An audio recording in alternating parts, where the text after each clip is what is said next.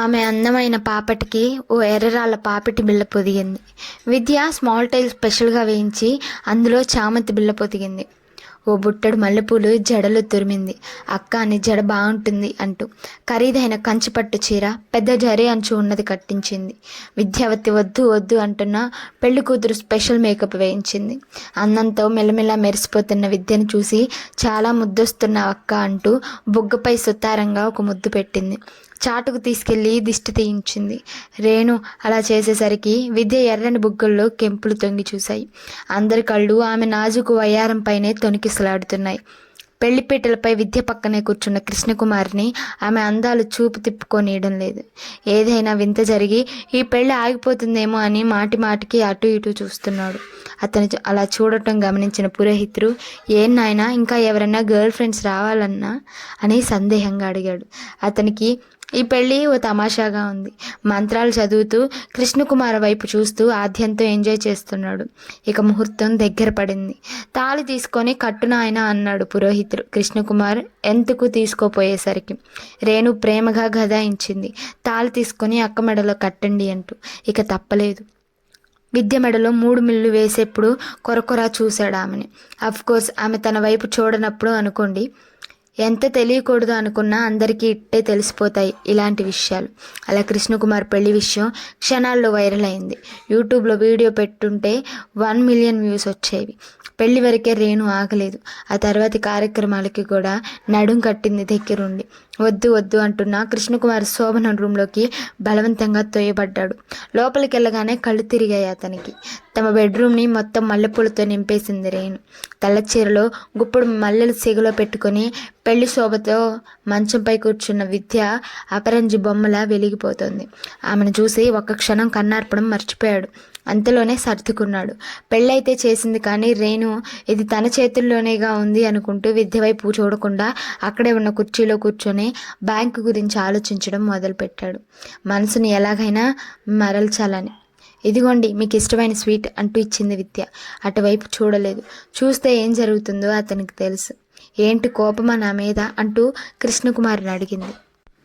నీ మీదేం కోపం లేదు అన్నాడు. మరెందుకు ఆ బింకం? మీకు ఇష్టం లేకుండా ఏది తీసుకోను మీ దగ్గర నుంచి, సరేనా అంది బేలగా. ఈ విషయంలో నా తప్పేమన్నా ఉంటే మన్నించండి నన్ను అంది అతని పాదాలు తాకుతూ. ఇంకేముంది, కరిగిపోయాడు కృష్ణకుమార్. ఆమెను దగ్గరికి తీసుకున్నాడు. నీ మీదేం కోపం లేదురా విద్దు అన్నాడు. ఆ విద్దు అన్న లాలింపు పిలుపు విద్యకి ఎంతో హాయిగా అనిపించింది. తనని దగ్గరికి తీసుకున్న అతని పెదాలపై తన పెదాలను అద్దించి పరవశంగా వివసుడైపోయాడు కృష్ణకుమార్. ఇక ఆగలేదు అతను. విద్యావతి అందాలు అతన్ని చుట్టేశాయి, ఉక్కిరి బిక్కిరి చేశాయి. మల్లెతీగలా తనని చుట్టుకున్న ఆమెని ఆశాంతం ఆక్రమించుకొని ఆనందపు టంచుకులకు తీసుకెళ్లాడు. మొదటి రాత్రే కాదు, 3 రాత్రులు 3 నిమిషాల్లా కరిగిపోయాయి వారిద్దరి మధ్య. 10 ఏళ్ల క్రితం తన హృదయాన్ని లాలిత్యంగా సృష్టించి మౌనంగా నిద్రిస్తున్న విద్యనేడు తన అర్ధాంగి. విద్యతో పెళ్లి విషయంలో రేణు మీద బాగా కోపం వచ్చిన విద్యతో గడిపిన 3 రాత్రుల మధుర క్షణాల్లో కృష్ణకుమార్ శాంతించాడు. విద్యుతో పుష్పక విమానంలో స్వర్గాన్ని 1000 సార్లు చుట్టేశాడు ఆ కొద్ది గంటల్లోనే.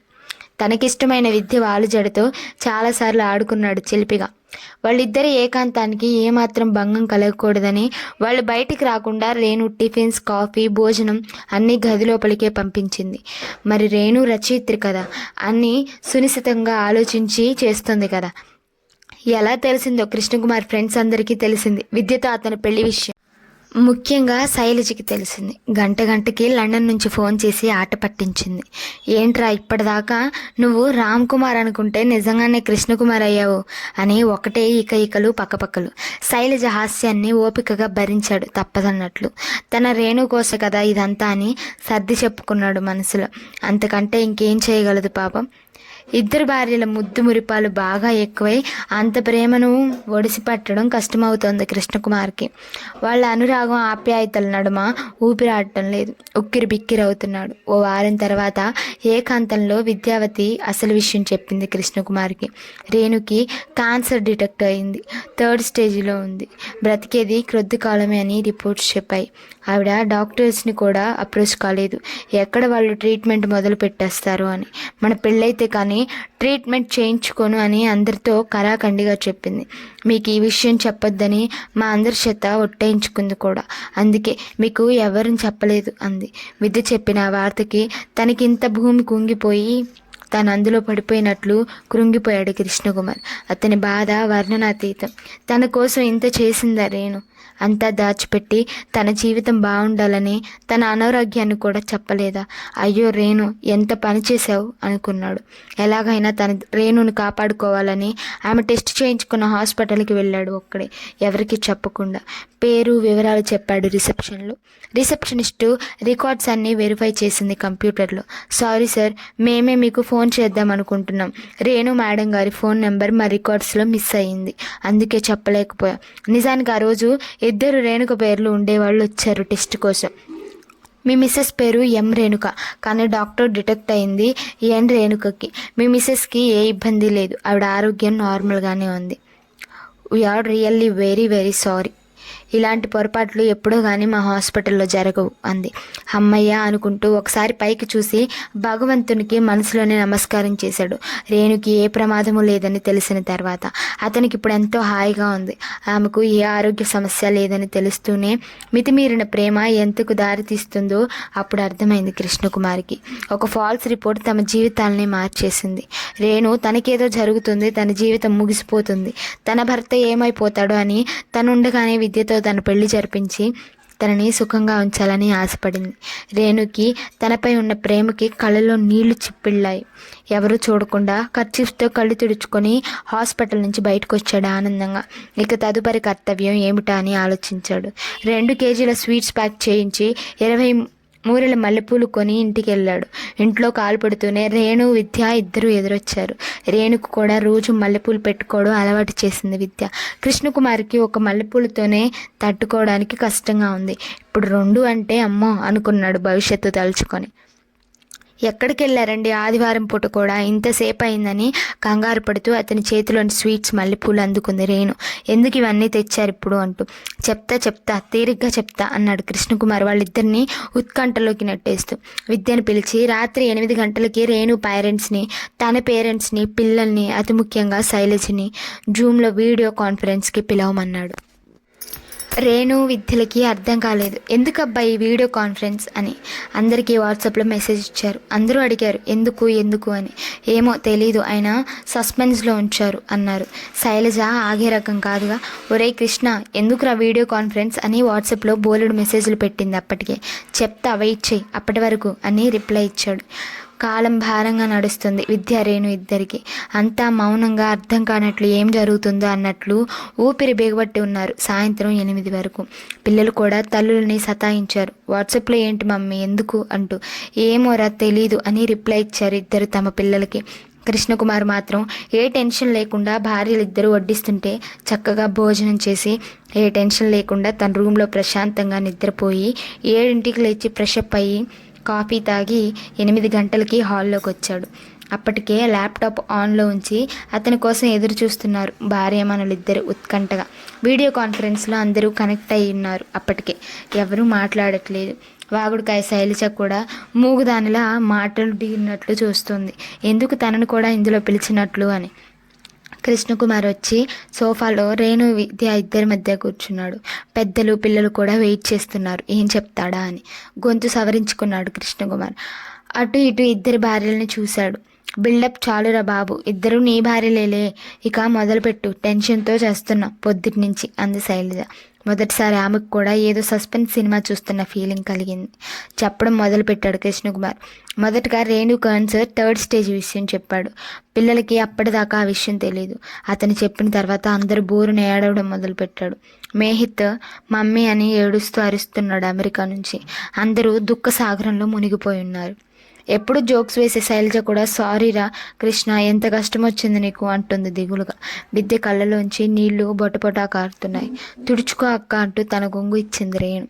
అందరూ ఏడవడం అయిపోయిందా, ఇంకా ఎవరైనా మిగులున్నారా అన్నాడు కృష్ణకుమార్ తాపీగా. తల్లిదండ్రులు కోప్పడ్డారు కొడుకు మీద. మేము ఇంత ఏడుస్తుంటే నీకు అంత వేళకోళంగా ఉందా అని అరిచి కొట్టినంత పని చేశారు వీడియోలో. శైలజ కూడా తిట్టింది స్టూపిడ్ అంటూ. విద్య ఏంటి తను అని గాబరాగా భర్త వైపు చూస్తుంది. రేణు అప్పుడు మొదలుపెట్టింది. ఆరునొక్క రాగం తనకున్న జబ్బు గుర్తుకొచ్చి. ఇక అందరూ ఆపి నేను చెప్పేది శ్రద్ధగా వినండి అంటూ జరిగిందంతా పూసగుచ్చినట్లు చెప్పాడు. మొదటగా రియాక్ట్ అయింది రేణు. అంటే నాకు క్యాన్సర్ లేదా అంది ఆనందంగా. రచయిత్రులకు ఎక్కడన్నా అలాంటివి వస్తాయా చెప్పు రేణు. మిమ్మల్ని చూసి ఏ రోగమైనా పారిపోదు అన్నాడు నవ్వుతూ కృష్ణకుమార్. నీ మితిమీరిన ప్రేమ చూడు ఎంత దూరం తెచ్చిందో. నీకేదో జరుగుతోంది అన్న తొందరలో నా పెళ్లి చేసేసావు. ఇప్పుడు చూడు అంటూ తన పక్కన అటు ఇటు కూర్చున్న ఇద్దరు భార్యల వైపు చూశాడు. విద్యా రేణు ఇద్దరు సిగ్గుపడ్డారు అతని మాటలకి. రేణు ఆరోగ్యానికి ఏ సమస్య లేదని కృష్ణకుమార్ చెప్పిన విషయానికి పెద్దవాళ్ళంతా ఎంతో సంతోషపడ్డారు. మంచి వార్త చెప్పావురా అని తల్లిదండ్రులు కృష్ణకుమార్ని ఆశీర్వదించారు. ఇద్దరు భార్యలతో శ్రీకృష్ణుడిలా సుఖంగా ఉండమని ఈసారి కృష్ణకుమార్ సిగ్గుపడ్డాడు. రేణు తల్లిదండ్రులు కూడా తమ కూతురికి ఏ ప్రమాదము లేదని తెలుసుకొని చాలా ఆనందపడ్డారు. విద్య కూడా తమ కూతురే అని చెప్పారు. అల్లుడిని భార్యలిద్దరిని దీవించారు. ఇక పిల్లలైతే డాన్స్ చేయడం మొదలుపెట్టారు ఆనందంతో. ఏమైనా నువ్వు లక్కీరా కృష్ణ అంది శైలజ పెద్దగా నవ్వుతూ. ఇంకో వేకెన్సీ ఏమైనా ఉందా నీ దగ్గర అని జోక్ చేసింది కృష్ణకుమార్తో. తనకి ఏమన్నా ఛాన్స్ ఉంటుందేమోనని. మరి షెడ్యూల్ ఎలా రా అంది ఆందోళనగా. ఇద్దరికి ఎలా టైం అలర్ట్ చేస్తున్నావు అంటూ జోక్ చేసింది. ఓ గంట సేపు అందరూ ఆనందంగా కబుర్లు చెప్పుకున్నారు. ఇక చాలేరా ఇప్పటికే బోలెట్ టైం అయింది. ఇప్పుడు నీకు ఇద్దరు భార్యలు కదా, టైం సరిపోదు అంటూ పెద్దవాళ్ళు సెలవు తీసుకున్నారు. వీడియో కాన్ఫరెన్స్ కాగానే రేణుని దగ్గరికి తీసుకున్నాడు కృష్ణకుమార్. మా బుజ్జి బంగారం అంటూ. ఇంకో బుజ్జి బంగారం కూడా ఉంది మీకు ఇప్పుడు అంటూ అక్క వైపు చూపించింది. విద్యను కూడా దగ్గరికి తీసుకున్నాడు. అక్క చెల్లెళ్ళిద్దరికి సందేహం వచ్చి అడిగారు, మరి 2 కేజీల స్వీట్స్ అన్ని మల్లెపూలు ఎవరికి అని. ఒక వారం విద్యకి, ఒక వారం రేణుకి అన్నాడు కన్నుగీటి ఇద్దరి వైపు చూస్తూ. ఇద్దరూ సిగ్గుతో ముడుచుకుపోయారు. హాల్లో ఉన్న ఆంజనేయ స్వామి ఫోటో పక్కన శ్రీకృష్ణుడు ఫోటో కూడా పెట్టారు. కృష్ణకుమార్ విద్యతో పెళ్ళైన తర్వాత వ్రతభంగం అయిందన్న కోపంతో. ఎదురుగా చూస్తే శ్రీకృష్ణుడు నవ్వుతూ తన చేతిలో పిల్లల గ్రోవితో నారి నారి నడుమ మురారి అన్నట్లు అభయహస్తమిస్తూ కనిపించాడు గోపికల నడుమ. విద్యావతితో పెళ్లి శోభనానికి ఓ 4 రోజుల పాటు సిక్ లీవ్ పేరుతో సెలవు తీసుకున్నాడు కృష్ణకుమార్. కారు డ్రైవర్ని కూడా 6 నెలలు ఊర్లో ఉండట్లేదని రావద్దన్నాడు. పిఏ ప్రమోద్కి తన ఊరికి వెళ్తున్నట్లు చెప్పాడు. ఏమైనా అర్జెంట్ ఫోన్స్ ఉంటే కాల్ చేయమని చెప్పాడు. అసలు విషయం బ్యాంకులో తెలిసిందంటే నవ్వులు పాలవుతానని అన్ని కార్యక్రమాలు ముగించుకొని ఏమీ ఎరగనట్లు ఆ రోజు బ్యాంకులో జాయిన్ అయ్యాడు. ఆఫీసులో ఎవరూ తన వైపు చూడట్లేదని నిర్ధారించుకొని అమ్మయ్య అని ఊపిరి పీల్చుకొని తన క్యాబిన్లోకి వెళ్ళాడు. ఓ 10 నిమిషాల తర్వాత స్టాఫ్ అందరూ బిలబిలమని క్యాబిన్లోకి చొచ్చుకొచ్చారు. Hearty congratulations for newly married life sir అంటూ. అంతేకాదు అందరి చేతిలో బొక్కేలున్నాయి. కృష్ణకుమార్ ఒక్కమారు అవాక్కయ్యాడు. వీళ్ళందరికీ ఎలా తెలిసిందబ్బా అని. అతని ప్రశ్నార్థకపు మొహాన్ని అర్థం చేసుకున్న ఓ లేడీ స్టాఫ్ ముందుకొచ్చి, మీ మ్యారేజ్ వీడియో ఎవరో లైవ్ పెట్టారు సార్ యూట్యూబ్లో అంది. మేమంతా బాగా ఎంజాయ్ చేశాము సార్ అంది ముసిముసి నవ్వులు నవ్వుతూ. అందరికీ అంతా తెలిసిపోయిందన్న ఆలోచనతో చేసేది లేక నవ్వలేక నవ్వుతూ పెదాలపై చిరునవ్వు అప్పు తెచ్చుకొని బలవంతంగా అందరికీ థ్యాంక్స్ చెప్పాడు. ఆ రోజు నుంచి ఓ 4 రోజుల పాటు కృష్ణకుమార్ పెళ్లి విషయం ఆ బ్యాంకులో మారుమ్రోగింది. కొంటె కుర్ర స్టాఫ్ కొందరు అంటే కృష్ణకుమార్కి అన్న టైటిల్తో ఓ థీమ్ తయారు చేసి ఫేస్బుక్లో సరదాగా పోస్ట్ చేసి చాలా రోజుల పాటు ఎంజాయ్ చేశారు.